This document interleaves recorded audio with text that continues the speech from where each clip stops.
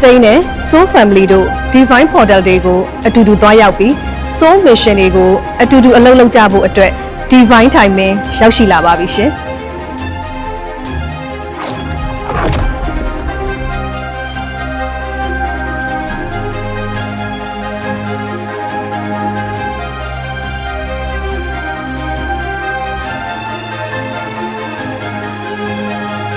Right time, right person, right place ဆိုတဲ့အတိုင်း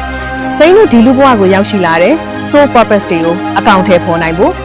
ကိုယ်တိုင်တာဝန်ယူဖြည့်ရှင်းရမယ့် soul contract တွေ spiritual agreement တွေကိုအတူတူရင်ဆိုင်ဖြည့်ရှင်းရင်မိမိတို့တဦးချင်းစီရဲ့ spiritual wisdom နဲ့ level တွေတစ်ဆင့်ပြီးတစ်ဆင့်မြင့်မားလာဖို့အတွက်ကိုယ်နဲ့သက်ဆိုင်တဲ့ divine portals တွေမှာသူ့ချိန်နဲ့သူကွက်တိအလုံးလုံးနိုင်ရင်စိမ်းနဲ့အတူတူတခီးရဲသွားကြပါစို့ရှင်။